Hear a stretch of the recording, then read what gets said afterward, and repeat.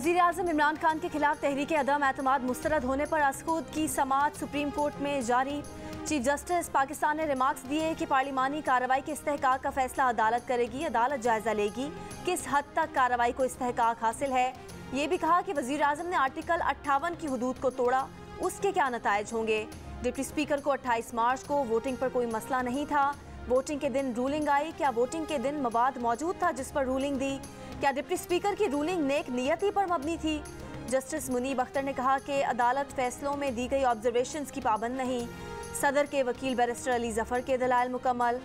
Speaker और deputy speaker के वकील नईम बुखारी ने बैरिस्टर अली जफर के दलाइल अपना लिए। समाअत के आगाज़ पर एडवोकेट जनरल पंजाब ने अदालत को पंजाब में पेश आए वाक़यात से आगाह किया। चीफ जस्टिस ने कहा कि लाहौर हाई कोर्ट पंजाब का मामला देखेगी, फरीकैन आपस में बैठकर मामला हल करें।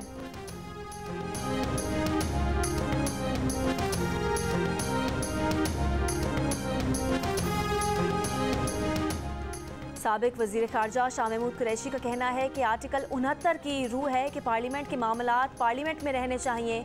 स्पीकर की रूलिंग फ़ाइनल होती है, काबिल समाअत नहीं। इस आर्टिकल ने स्पीकर की रूलिंग को तहफ़्फ़ुज़ दिया है। मुश्तरका अपोजिशन कह रही है कि डिप्टी स्पीकर ने आइन शिकनी की है। PTI जुडिशल इंक्वायरी की गुजारिश कर सकती है।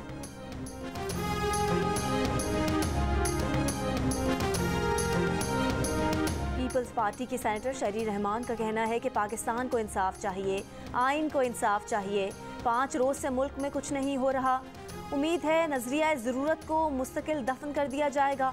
इस्लामाबाद में सहाफ़ियों से गुफ्तगू में मुतालबा किया कि पिछली पूरी हुकूमत को ECL पर डाला जाए।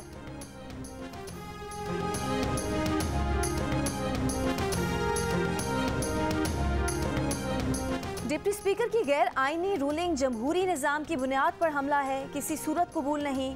नेशनल सिक्योरिटी कमेटी अरकान और सिक्योरिटी से वाबस्ता नुमाइंदगान पोजीशन वाज़ेह करें। मौलाना फजलुर रहमान की मुत्तहिदा अपोजिशन की सरबराही इजलास के बाद गुफ्तगू। कहा डिप्टी स्पीकर की रूलिंग मुल्क में सदारती तर्ज हुकूमत को नाफिज करने और डिक्टेटरशिप मुसल्लत करने की साजिश का हिस्सा है। इस तरह के हालात पैदा किए जा रहे हैं। गैर आइनी इकदाम फौरी मनसूख किया जाए। सिर्फ सुप्रीम कोर्ट नहीं, अवामी अदालत जाने का फैसला भी किया है। जुमे को यौम तहफ़्फ़ुज़ आइन, यौम निजात और यौम तशक्कुर मनाने का ऐलान।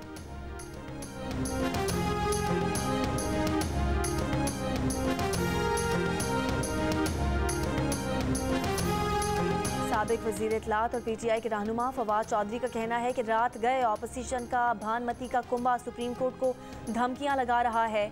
एक बयान में उन्होंने कहा कि यहाँ फैसले धौंस, धांधली और बदमाशी से हासिल करने हैं तो फिर खाना जंगी होगी।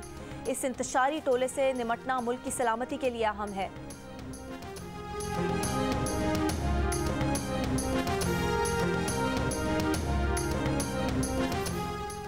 पंजाब असम्बली के अतराफ अमनो अमान की जिम्मेदारी रेंजर्स को सौंप दी गई। इमारत के अतराफ 500 मीटर तक दफ़ा 144 भी लगा दी गई।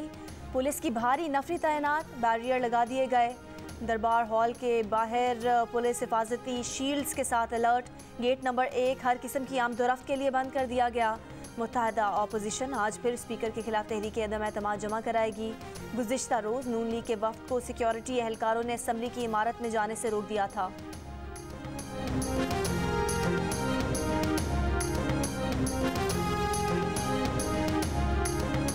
पंजाब असम्बली में अपोजिशन ने लाहौर के एक होटल में अलामती इजलास करके हमजा शहबाज को सूबे का नया वज़ीर आला मुंतखब कर लिया।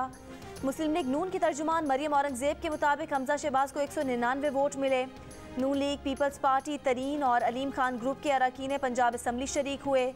मरियम नवाज ने कहा पंजाब असम्बली का होटल में होने वाला इजलास अलामती नहीं बल्कि आइनी और कानूनी है। हमजा शहबाज के साथ प्रेस कॉन्फ्रेंस में कहा कि पूरे पंजाब में एक सड़क नहीं बनी, तरक्की हुई तो फरा गुज्जर के गांव में हुई।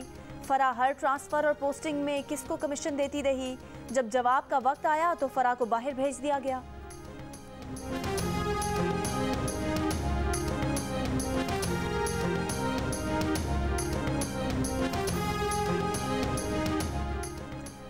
पीपल्स पार्टी के चेयरमैन बिलावल भुट्टो ने कहा कि अदम एतमाद केस का फैसला उनके या इमरान खान के हक में नहीं, आइन के हक में आना चाहिए।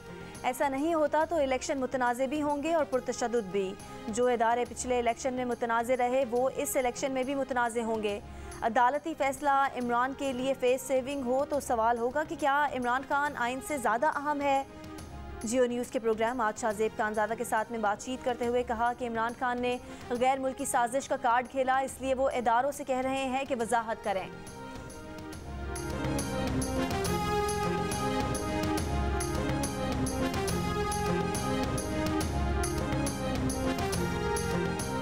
कन्वीनर MQM पाकिस्तान खालिद मकबूल का वर्कर्स से खिताब, कहा वज़ीर आज़म सदर और गवर्नर की मौजूदगी में उनके 14 अरकान कौमी असम्बली कराची में कुछ न कर सके। MQM ने माजी में कभी किसी से इतना कुछ नहीं मनवाया जितना पीपल्स पार्टी से आज मनवाया। ज़रूरत पड़ी तो पंजाब में भी नए सूबे बनेंगे और सिंध में भी।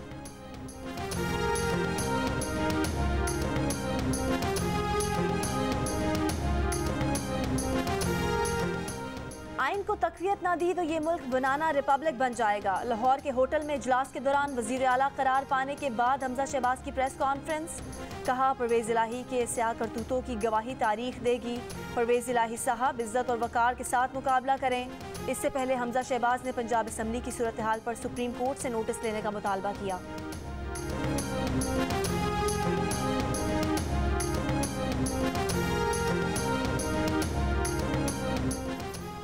हमजा शहबाज को मुस्लिम लीग काफ के रहनुमा मोनस इलाही की तंजिया मुबारकबाद, कहा हमजा शहबाज को होटल का वज़ीर आला बनने पर मुबारकबाद। जियो न्यूज़ के प्रोग्राम आपस की बात में बातचीत करते हुए उन्होंने दावा किया कि पंजाब असम्बली में उनके हामियों की तादाद 189 है। अगर परवेज़ इलाही वज़ीर आला बनते हैं तो सूबों में इंतखाबात 1.5 साल बाद होंगे, मरकज़ में इंतखाबात पहले हो जाएंगे।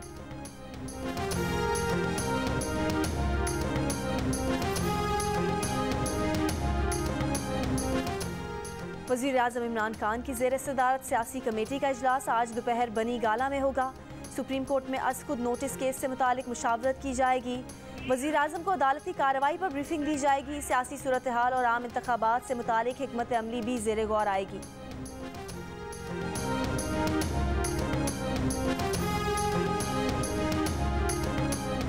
कराची में आज और कल ज़्यादा से ज़्यादा दर्जा हरारत 39 से 41 डिग्री सेंटीग्रेड रहेगा।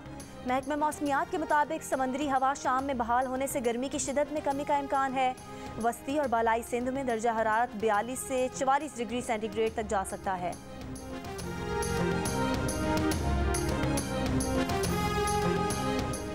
आलमी हिद्दत ने कुर्राए अर्ज़ को जकड़ लिया। पाकिस्तान के बेशतर इलाके गैर मामूली गर्मी की लपेट में। माहिरीन माहौलियात का कहना है कि अगले 2 बरस में गर्मियों के दौरान कराची का दर्जा हरारत 49 डिग्री सेंटीग्रेड तक पहुंच सकता है। पाकिस्तान में कोरोना की 5वीं लहर की शिद्दत कम हो गई। 24 घंटे के दौरान कोरोना से किसी शख्स का इंतकाल नहीं हुआ। वफाकी वज़ीरा वज़ारत सेहत के मुताबिक कोरोना के 170 नए केसेस सामने आए। मुस्बत केसेस की शरह 8.5% रही।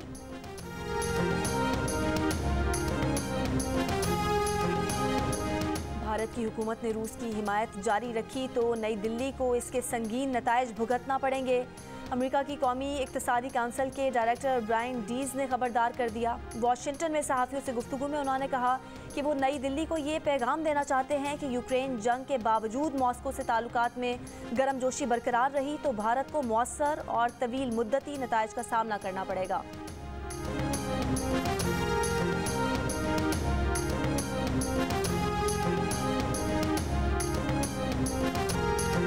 और इटली में इलेक्ट्रिक गाड़ियों की खरीदारी पर शहरियों को माली फ़ायदा देने का ऐलान। हुकूमत ने आइंदा 3 सालों के लिए $70 करोड़ के पैकेज का ऐलान कर दिया। हुक्मनामे के तहत कम आलूदगी फैलाने वाली इलेक्ट्रिक या हाइब्रिड गाड़ियों की खरीदारी पर सारिफ को 2 से 3 हज़ार बोनस मिलेगा।